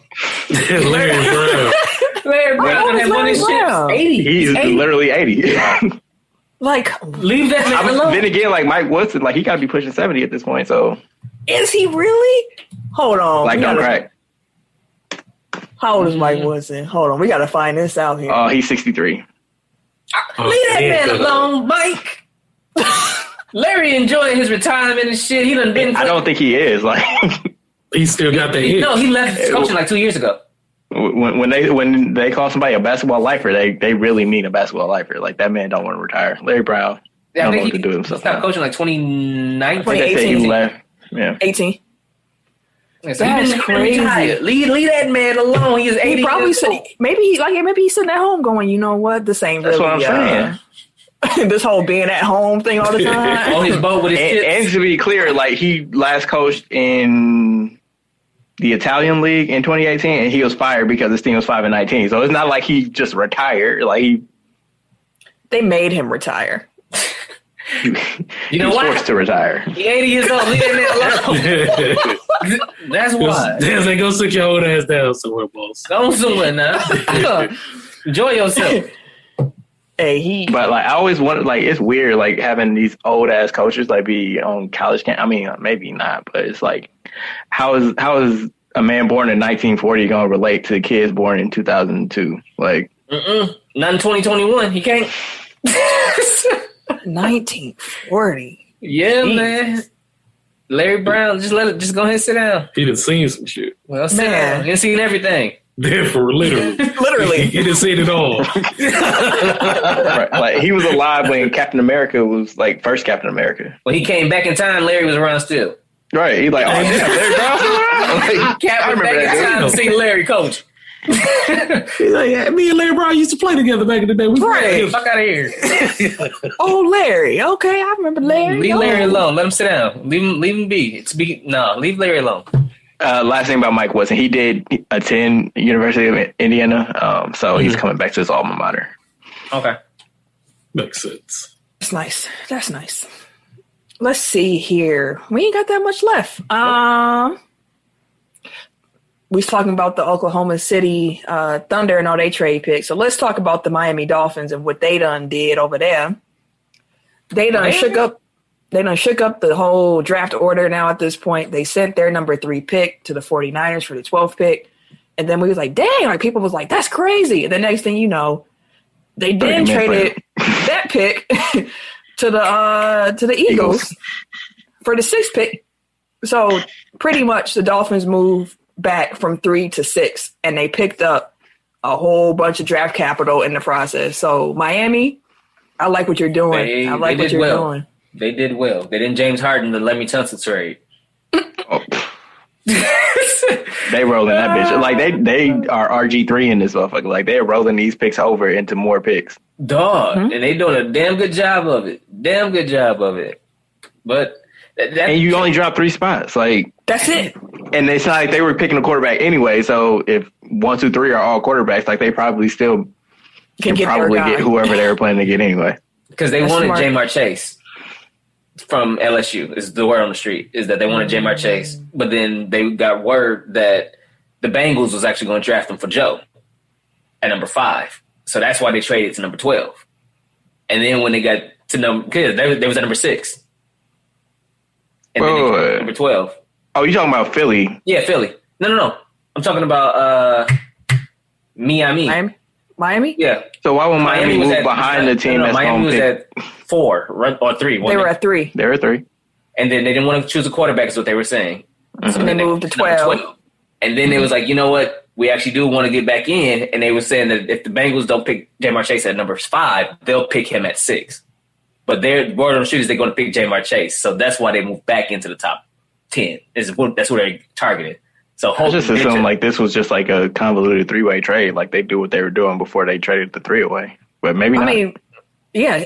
Like if you Google Jamar Chase, like one article that you'll see that pops up says like how Jamar Chase influenced the Eagles to trade down. Like because the Eagles were like looking at him at 6 and they knew that the Bengals like I said 5 were like, we're taking them. Mm-hmm. Yep. So Miami got back in and like we can still pick up a really high, position player unless they don't take Chase. And if they don't, then we'll give Tua Chase. So that has been a weird thing. But Jamar Chase is cold. He sat out last year, but we all seen him at LSU. Why did he sit out last year again? Was it just like I got you. I see. Not because he has COVID, but because like he wasn't sure how the season was going. Time is 2020 is kind of like everything seems like 2019. It's like a little bit of a blur, a little bit. But yeah, Miami done shook the draft up, so we'll see what happens. Like 2020 feels like the blip in real life. Like I was just thinking that for real. Like that was like real life blip and shit. I guess we can stick with football. Marshawn Lattimore of the New Orleans Saints was arrested for possessing a loaded handgun believed to be stolen. I thought this story was it was sad when I seen it because one, he is a legitimate star in the league right now. Mm-hmm. Like he's easily a top 5 cornerback in the league. Like Marshawn Lattimore is the face of that New Orleans defense, and damn near since Drew Brees is gone, one of the faces. If it wasn't for Michael Thomas or Alvin Kamara, he would be that face. Like he is one of the best young players in the league. And for that, 24. Yeah. I think it's only like his 3rd year in the league, bro. Mm-hmm. Like for him to have exploded to stardom that fast, and for him to be that good, to turn around and get popped for having a gun. Well, so the gun was in the car, Mm-hmm. and they said that it was registered as stolen, but there was 2 other people in there as well with him. So he was arrested in Cleveland for possessing a loaded handgun that was believed to be stolen. Lattimore has been charged with receiving stolen property, which is identified as a 4th-degree felony. Mm-hmm. So they set his bond at $5,000, and he was expected to be released on Saturday by posting 10% up. But it's headed to a grand jury for trial and stuff. Like, it might be bad for him. It might be rough for your boy. But it was one of those, again, a sad story of like, dog, damn, why we here, bro? Where you are what you are, and you're at that level already. Like, it didn't take you long to get to that tier. Mm-hmm. You got 1 more year left on your rookie deal. You'll get paid. It's gone now. They're not going to pay you like that. Yeah, they are. It's the NFL. Like, as long as he's not in jail, like, they'll pay him. But I mean, the bag is blown. They ain't giving him what he could have got. I tell you that much. They ain't giving him that. That is still the NFL. Yeah. Again, like, unless it affects like his ability to play. So again, like, unless he's like, I would imagine like he takes some type of plea and doesn't see much, if any, jail time. Like, if his bond is set at $5,000, like, I don't know how. Yeah, he probably ain't. That's it. $5,000 for an NFL player. He probably got that in his pocket. Right, like, yeah, and it's a 4th-degree felony. It's not like it's, whatever. But we'll see. I don't know. I'm not a lawyer. I'm not going to purport myself. Like, I don't know the law like that. But I would imagine that this is just a blip for him, assuming he does no jail time. Like, and he can play on the field. Like, he's still like, he may not get number 1 cornerback money, but like if he's a top 5 corner, like he'll get. It might be tough for him, man. But we all know the NFL doesn't really care too much about character concerns if you're a productive player. Exactly. I mean, shit, from Last Chance U, like, if you got the talent, like, they put up with a whole lot more shit. I mean, true. Joe was calling everybody. Yeah, right. Yeah, this whole ass nigga, like, dog. Like, Joe just didn't go to practice, like, half the time. Like, right, middle of the game. Okay, well, he'll be back when he come back. Right. Pulling me from the game? And they were cool. They were cool. Hey, coach, am I wrong? That nigga pulled me. Hey, coach. Yes, you are. Yes, you're wrong, bro. Sit down, dog. Chill out. Yeah, it's on you, Tim.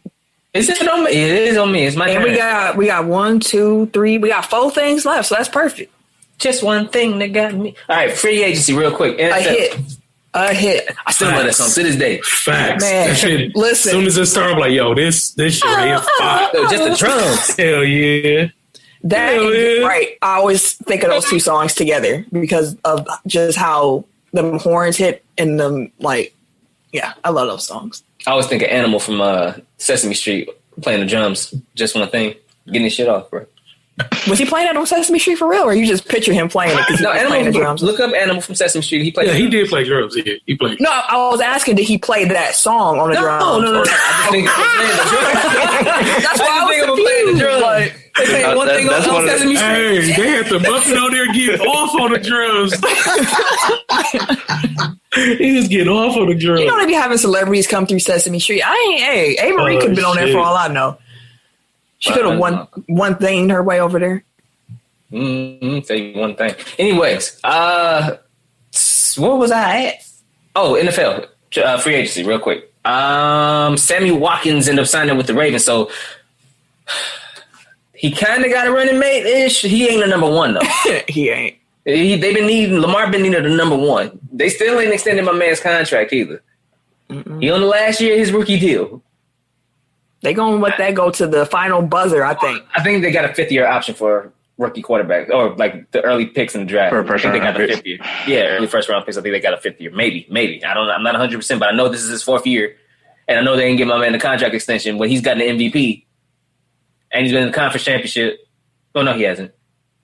He can't win in the playoffs. I mean, he finally got one this year. He just won his first year. Yeah, he got one this year, but they're holding that against him, and everybody else around him getting paid.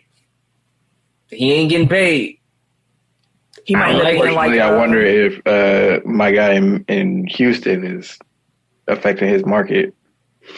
They weren't trying to pay him in the first place. I know, but I mean, I'm saying like now they're going, well, they paid him, and look how that turned out. So It's the NFL. You know, one of us do one thing. I mean, I'm not even talking about like the stuff that he got going on now. Oh, I'm about to say like, hey, that's just because he's a creep. Right. No, I'm talking about like trying to force his way out like after he got paid. So again, like, you know, one of us does something and then we all got to pay for it. So. Yeah, bro. But I'm glad that he actually got another wide receiver though to help out Hollywood Brown. And I don't know if Willie Snead's still there, but they got Mark Andrews still too. So he got 3 receivers now, 3 legitimate receivers, and then probably a draft one too. They definitely probably gonna draft one. Minnesota Vikings signed Xavier Woods, not the wrestler. They agreed to a 1-year deal, $2.25 million. And then Tampa Bay re-signed running back Leonard Fournette. They are the first team, I believe, in Super Bowl history I've read somewhere to sign the entire team back. Yeah, all 22 offensive, all the starters. starters. They're legitimately running back with everybody. I saw that on, I think, either SportsCenter or NFL. It must have been SportsCenter because I don't have NFL Network. But they were saying like they had a list of like the teams, the Super Bowl winning teams that brought back the most people, and I think like the Packers from like 11 were up there with like 20, I think 19 or 20. There was somebody I think that had 21, and then obviously like now Tampa has 22. But like none of the teams in like the top 5 or 6 had repeated. So that's what I was saying. Like everybody was like, "Oh my god!" And I'm like, "Look, I'm not hating. I swear I'm not. But let's look at this realistically. Yeah, football is a very violent sport. Mm-hmm. It is. You have to have a lot of things go right to win a championship, including health.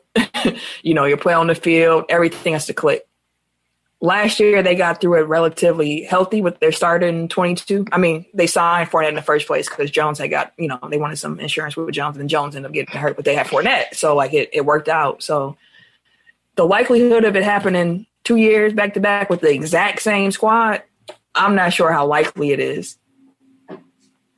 We'll see, though. We shall see, because, I mean, they had something that they got hot at the end of the season, and it was like, well, that's how it works. Mm-hmm. A lot of things got to go right, and they clicked at the right time. They had health at the right, like it. Yeah, people was coming back from injury at the right time, and yeah. Well, we'll see how it goes for them, but I don't think they're running it back. Me either. This ain't my thing, but I just saw it come across the timeline. Shout out to Natalia Bryant. She's going to USC next year. Oh, what? Oh, dope. Congratulations. That's what's up. Okay. Oh, here. I feel old as shit that Kobe's daughter is going to fucking college, but you know. Yeah, that's wild. I guess we can go to WWE Hall of Fame news. So, in the last week, they've announced that Kane, the Great Khali, and RVD will be inducted into the WWE Hall of Fame. The 2021 class also includes Molly Holly and Eric Bischoff, which is surprising. I'm not surprised. With the coronavirus pandemic altering last year's plans for induction, the 2021 class will be joined by 2020 selections, which include JBL, the British Bulldog, Jushin Thunder Liger. Oh, let me start that over. Jushin Thunder Liger, the NWO, and the Bella Twins. And that's the kind I like. Hey, real quick though, was they cold? Like I've never seen anything. I mean, like they ran the women's division for a couple years. Like they weren't great wrestlers. Like Nikki better. But like they also like started like the Total Bella shit. Like so like they brought a lot I've seen of the TV to, shows and stuff like that. They helped transition to the Women's Evolution. They were the face of the they were the face of the Diva stuff. Right. They helped with the transition. They happened to be there while the transition was happening. Like I don't know if they were part of it. I don't think it really helped. I don't know, because Nikki started off more like a diva and became more like... That's what I'm saying. Like Nikki was a really, better wrestler. Good she transferred, but like they were never known like for wrestling. Yeah, like they like pretty faces. You know how they were models for a while. Came to WWE, and then towards the end of their run, they actually got really good at wrestling. One of them married to John Cena or something, or no, Daniel Bryan. That was Nikki. Oh, okay. I know it was one of them. And then Bree's married to Daniel Bryan. Okay, all right. Which is why a lot of people say they were still in the spotlight for a while, because no, they were still in the spotlight because like Total Divas was a hit television show like that brought. That's what I was saying. Like dating John Cena. Well, no, I'm. Can I finish my point? I was saying that Total Divas was a legitimate like mainstream hit. So because of the attention that the Bellas and like the WWE's divas at the time got from being on that show, like it brought more attention into WWE. So like because they were a draw, like because that's all it comes down to is like who can bring eyes to the product, who can put butts in seats. So like from that standpoint, like the Bellas are one of the most successful women's acts in WWE history. So like they definitely deserve their spot in the Hall of Fame for that. But like their in-ring wrestling, like I said, like Nikki got better as it went along, but she wasn't, I wouldn't say she was on the level of like the 4 horsewomen and the women that they've had come in after that. Okay. And those are the women who I tend to credit with starting the women's revolution. Like, because they came in like, no, we're here to wrestle. Okay. And they were allowed to do it. Like, I'm sure they had women come in before that. They were like, I'm here to wrestle. And they're like, you're here to look pretty. So, no, you're here to get this diva belt with butterflies and things. That belt, I hated that belt. That belt. That was a patronizing ass belt. It was. It really was. I mean, but it's Vince. That's what he does. Yeah. Yeah, racism and sexism and all of them things. Okay. He likes to say nigga. All that shit. Did y'all see that? They're like editing the network for Peacock. Yeah, I seen that. They're gonna have a lot of editing to do. What's up, nigga? They're gonna cut that whole scene out. They cut all the Attitude Era. They gonna cut all of Vince McMahon's. They was like, I seen the meme. It was like Shawn Michaels and God. Yep. I was gonna post that on our Instagram. King saying puppies every 5 minutes. Yeah, you gotta give like Attitude Era Raw. Attitude Era pay-per-views are gonna be like 30 minutes long because all the shit they got cut out. No Godfather. Like I'm so mad that they switched this over. Like I'm not a fan so far of Peacock or WWE Network on Peacock. And some intern gotta go through and do all of that. And then they make a decision not to delete it again. And somebody did they know? Like, did I'm sure they were aware on some level, but like when they made this deal, did they realize like exactly how much stuff? They probably didn't. They weren't. Well, they had to bring over. It seemed like they had to. If you was making this investment, you have to know what you was getting yourself into. Unless Vince just saw them dollars and was like, "That's I what don't I'm really thinking. care Like, what you do after this point. Like, just go Show on. me the money. Go on." Because I mean, at some point, like that's gone. You would think that would affect like the people that picked up Peacock to get the WWE Network. Like, if they're not, like, first of all, like they haven't brought over most of the library, so it's like you're already at a disadvantage there. But like on top of that, like the people that got it for the nostalgia stuff, like if you're editing most of it out, like is there really a benefit to having it? And in that case, like if people are dropping off, like is it a benefit to Peacock to even have WWE Network on there? Well, everybody got to be politically correct, bro. Yeah, they get but the way that Disney Plus does it is like this. Put a disclaimer up. Right, put a disclaimer before it. Oh, they stuff like is mad racist. Like that's better than trying to erase it like it never happened. That's my big problem with like America in itself is the fact that they don't want to ever acknowledge stuff. Like they just want to sweep it under the rug, pretend it didn't happen. Like when they be telling us like black folks, like just get over it, move on. Like y'all never apologize.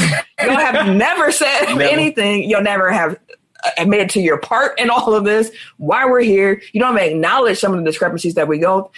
You know what? Another time. I'm not gonna go down. I'll swear it. Well, not really. I was just gonna say like these are the same people that like cry about cancel culture, but you the ones like denying history. Come on, man. Let's move on before I can feel my blood pressure rising thinking about. I've been reading a lot of black stuff and watching a lot of black documentaries. Welcome. You know what I'm saying? And we're gonna have to have a talk when we get off the air about some stuff because I'm mad. Don't do it yet, young blood. Don't do it. Off the air. That's. Don't fuck up your bag because you in your bag. Right. That's some friend time conversation. But Ken, do you want Thunderdome or do you want baseball? Yeah.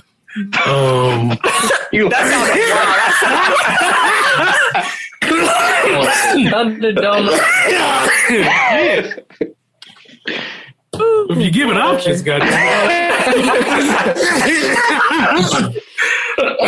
Okay, so Forbes released their list of the most profitable baseball. Yeah, he's going to Thunderdome. Of the most profitable baseball teams, and to the surprise of no one, the Yankees topped that list. They're worth $5.25 billion. Damn. Billion. There are 3 North American teams that are worth more than $5 billion. One in the NFL, one in the NBA, and then the Yankees in baseball. Can y'all guess the other 2 teams? Dallas. Lakers and Cowboys. Yeah, they got to be. We got the Cowboys Actually, right. You got the basketball team wrong. Knicks. Probably Knicks, yeah. The Knicks. Man, The they ain't never Cowboys get are rid of worth- James Owen. Never. The Cowboys are worth $5.7 billion, and the Knicks are worth $5. What's your Lakers worth? Mm-hmm. Or is the owner? No, this is about the baseball teams, but they just had to. Let's see. The other to round up the top 5, I guess. Dodgers is 2 at 3.5. Boston is 3 at 3.4. Chicago's Cubs is at 4 or 3.3, and San Francisco is at 5 or 3.1. Looks like the Lakers are worth $4.4 billion. Mm-hmm. Yeah, the Lakers are number 3 because the Warriors are worth 4.7. So that's wild. Yeah. And you got the Bulls at 3, and then the Celtics at 5 in the NBA. Meanwhile, you're gonna buy the Brewers twice. 1.2 billion and shit. That's new money coming in by the Brewers. Right, got some pocket change I can just throw over here real quick. Kanye gonna own us and shit. Hey, don't speak that into existence. Yes, sir. No. Come over here, wow. Yeah. All right, Ken, take us home. Or beginning April 12th, the WWE Thunderdome will be relocated to the campus of University of South Florida. Are they getting kicked out? Well, I mean, the Rays about to start playing, so they need that stadium back. Oh, yeah. Same reason why they moved out of Orlando at first, because the Magic need their arena back. So, Well, there you have it. Damn, they can't go back to I wonder full when set? I wonder when they're gonna end up, not necessarily moving back, but when they'll start touring again, or if they'll start touring again. They gonna start touring again. Vince needs that money. He really don't. They just had their most profitable year during the pandemic, which tells you all you need to know. But Interesting. Anybody have any blow the whistles this week? I don't think so. No? Okay. In that case, we're going to go straight into the Tech Top 5. But before we do, I just want to say it's a little different. Normally, we have our list prepared and whatnot, but for holiday episodes, we do a draft. So let's get into it.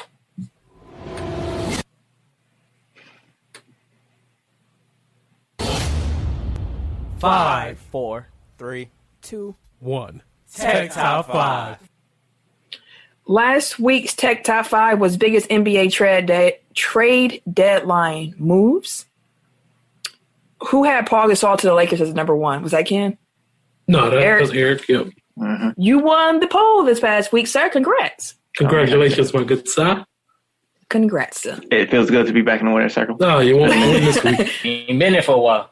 I haven't. Hey, I felt that drought for a while, too. I understand. You mean you've been tired? No, I said before, Okay. I've been winning recently, but before that, it was a long All of long that is time. coming to an end. Okay, Let's don't go. see. I mean, it's the draft, so we already know who's winning this. Oh, how are we going to establish draft order? Should I just do a random? Yeah, that's Yeah, fine. we can do that. We got time. For sure. Hey, dude, think of a random number between 1 and 5, and then we can We got a random machine.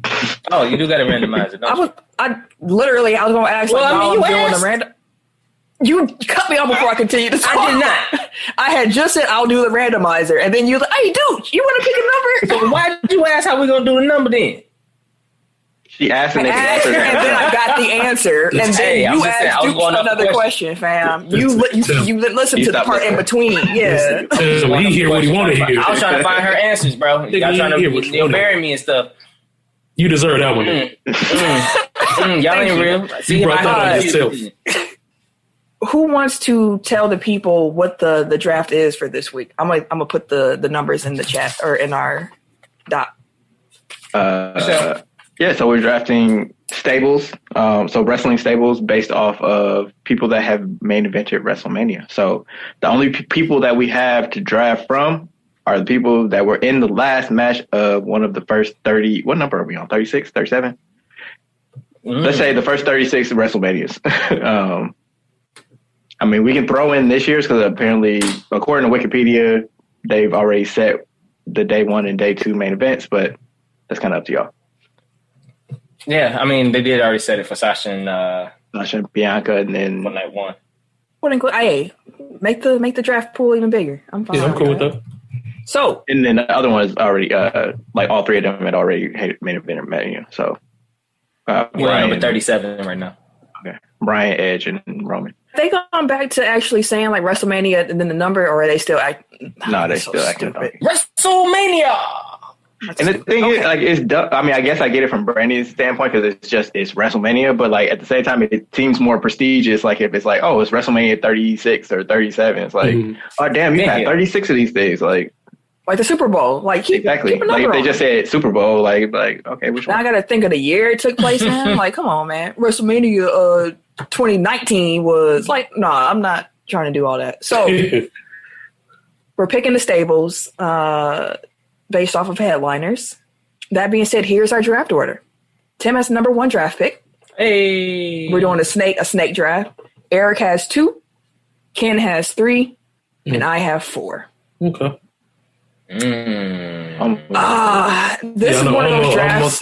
This is one of those drafts where I actually am not happy about being 4 because I know who's going to be the first 3 picks, and that I'm just starting at a disadvantage already. You do have them drafting in front of you, so I was guess what it's saying. Tim for the come out some of the same wrestlers that I like. Yeah, so we have a similar. You're taking like Kurt Angle number 1. Is that who you're taking? There you have it. Looking at it. Wait, for real? That's your number 1 draft pick? Yeah, I'll take Kurt. Hey, somebody else can have Austin and Rock.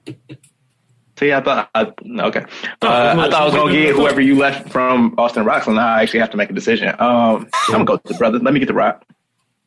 All right. Well, I'm going Stone Cold. Well, this works out beautifully because I'm gonna go Shawn Michaels. So that's cool. Ain't no problem. And then back on me. Let me check. Oh shoot! Did I just delete my list? Oh no! Woo! Woo! I'm gonna go with Undertaker. God damn! That's what else for the show to come back with. This brother bitch. Okay.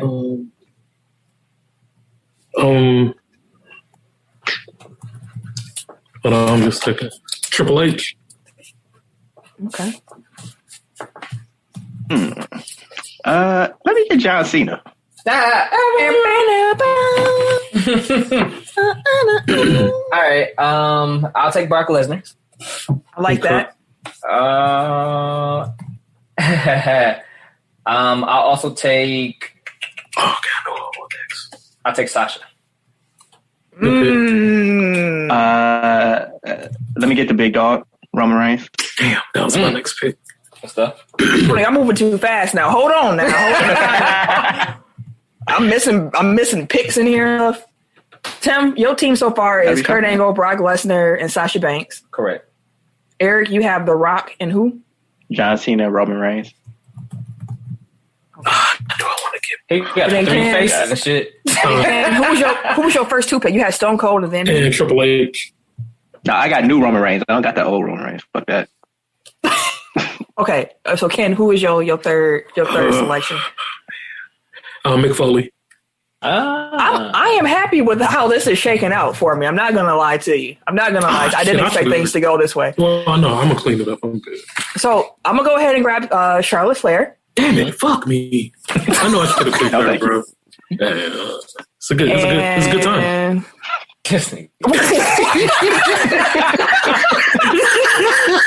I'll take your word for it, bro. Go say pause and keep it on moving. All right. If you say so. It's gonna be a good time. And then I'm going to come back around and I am going to actually I'm going to select with my next pick. I'm between 2 here. And I know neither one of them will be around when I come back from my last pick. Yeah, no, I gotta pick him there. Okay. Let's go ahead and let's just grab Batista. That's fine. That's cool. Can't back on you. Seth Rollins. Seth freaking Rollins. Thank y'all for this. Let me get that young macho man. Oh yeah. Off the top rope elbow. That was a good macho man. You had me shook for a second. Oh. So, Tim, your last two picks. You know what? I'm gonna make it interesting. So here's my question: does Paul Heyman come with Brock Lesnar? He's never main evented Wrestle. WrestleMania. Like, he don't wrestle. You finna waste some Part of the Randy. He was part of the main event. Hey, I mean, if you want to pick him, I don't care. Like, shit, at least say it. Yeah, go ahead. If I'm making a stable, Go ahead. they may need to talk. I'm gonna go with Bret Hart. Okay. And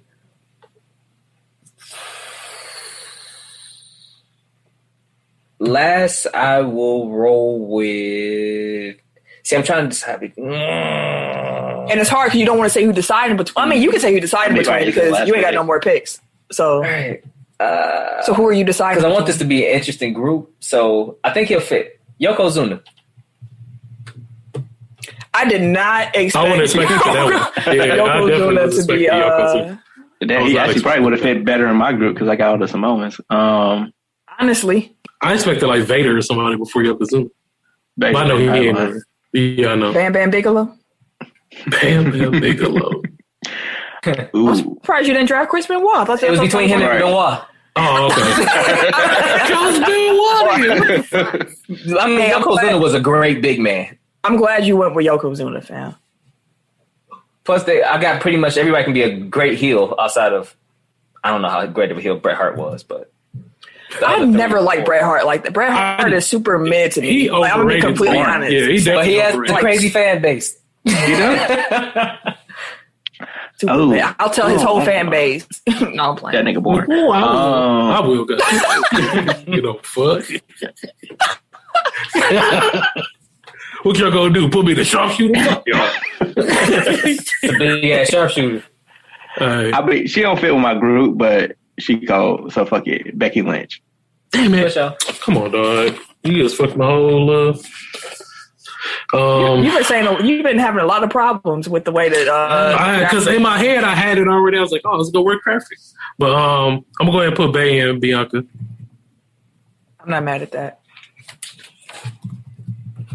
Bianca Belair. Indeed. All right, last pick on me. Let's see. I got Shawn. I got Taker. I got Charlotte. I got Batista. Batista, but give me what I want. Not that Batista. That ain't the one I'm playing. That's the one. That's not the Batista I'm drafting. Tell me what here. Blue Batista. That's not what I want.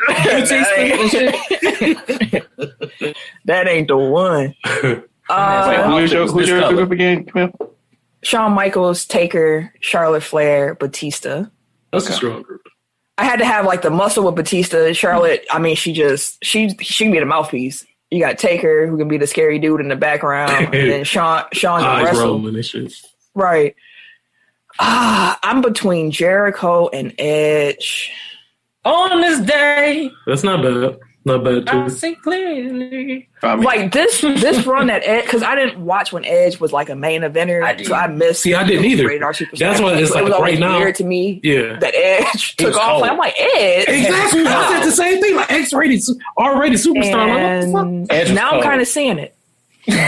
She's I can't hear Tim cold. for some reason. Can anybody else hear Tim? Is he Talk. talking? Can't hear me. No, no. I got you. I got you now. I got you. You know what? Let me just go with Edge. On Let me this just day. take Edge for my Okay. last draft pick. You can go run with either one. So, recap our list. Tim, you want to go first? Oh, Randy though. I thought about Randy Orton, but I got Kurt Angle, Brock Lesnar, Sasha Banks, Bret Hart, and Yokozuna. Yo, let's trash. I'm sorry. Yes, I you got got Bret Hart on there too. I got The Rock, John Cena, Roman Reigns, Randy Savage, and Becky Lynch. Randy Savage. Solid. You got 4 to 5 was the face of WWE at one point. Yeah. Wait, who wasn't? Was Randy really considered the face of WWE at any point? I think he was. I think he was like I think. You said Randy Savage? Yeah. I feel like he kind of. Well, he was always there with Hulk. Too. Right. That's what I'm saying. Yeah, that's Lex the Luger. reason. I mean, Lex. It was kind of like a 1A, 1B kind of right. like. It was kind of like Cena and Randy Orton, like. Yeah. Where one is like a mega star, but the other dude is like known as like he is also the dude too. Mm-hmm. But I give you that. Yeah. I had Stone Cold, Triple H, Mick Foley, Seth Rollins, and Bianca Belair. You went Super Attitude, and then Bianca. Yeah, because that's Bay. So nobody. And I went Shawn Michaels, Undertaker, Charlotte Flair, Batista, and Edge. Sure. I like that. That'd be a strong group. Mm-hmm. I had to go for people that I watch. Like some people, I could pick John Cena if I wanted to, because I ain't really watched John Cena like that. Really? I mean, I stopped watching wrestling. It's been like 20 years. I ain't watched John Cena like that. That's fair. That is fair. That's fair. So nobody wanted Rowdy Piper? No, I'm straight on him. No. The only other old dude I even considered was Andre the Giant. Same. He was on my. He's my. Michael Mann and Andre were my two old school type of list dudes. I knew nobody was taking Hulk Hogan. No, fuck him. Hell no. Fuck him. No. Undraftable. This motherfucker will be on my TV screen in a couple days. Like, nah. Oh, when's WrestleMania? Next week? Next Sunday? Week after Easter. Next week Sunday. Next Sunday? Damn. Okay.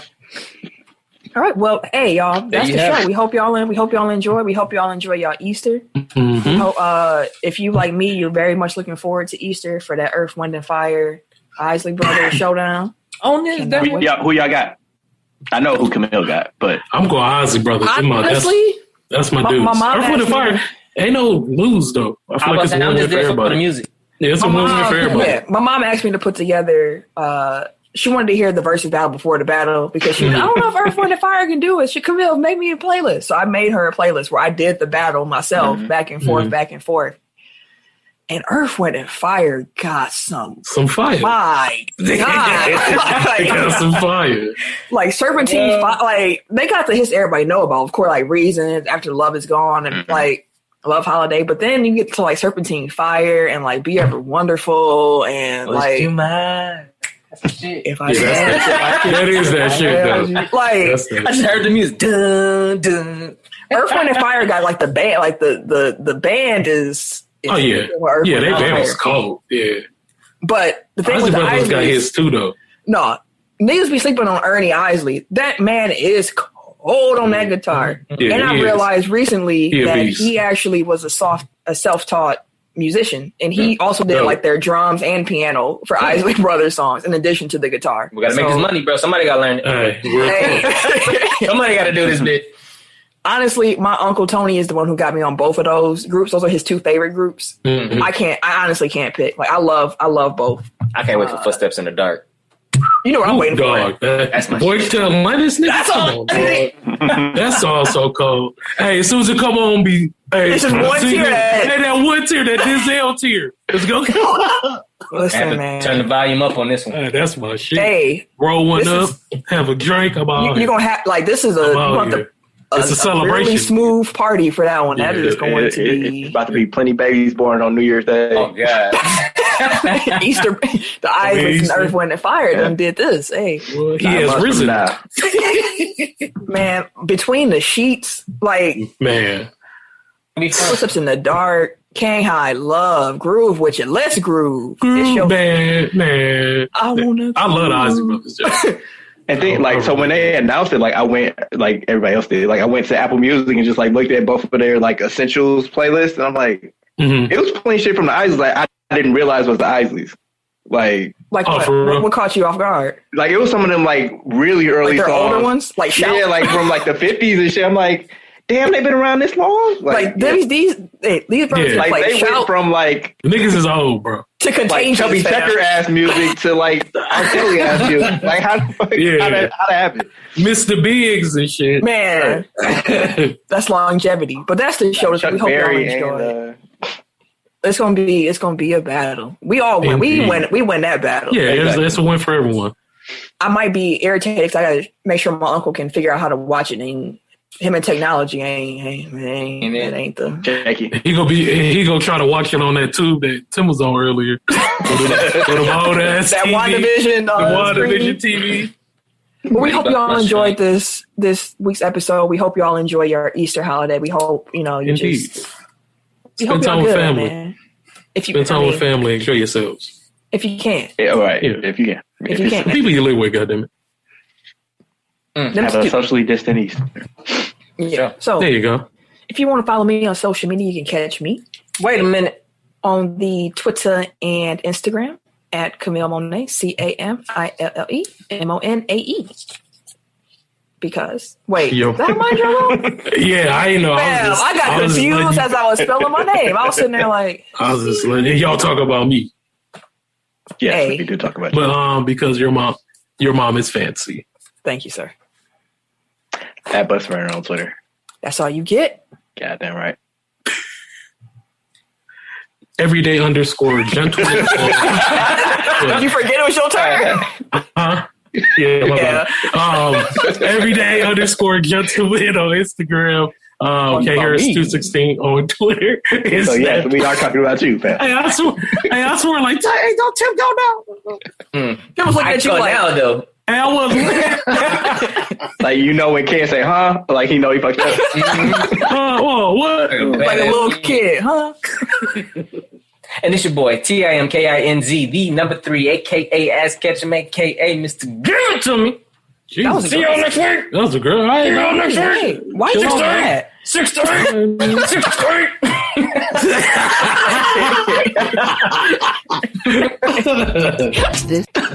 I don't like it. You sound like Dwight Howard with them kids. Come on, kids. That's right there. Goddamn. Hey, check out the radio segment for context. Don't get us sued. I ain't, no.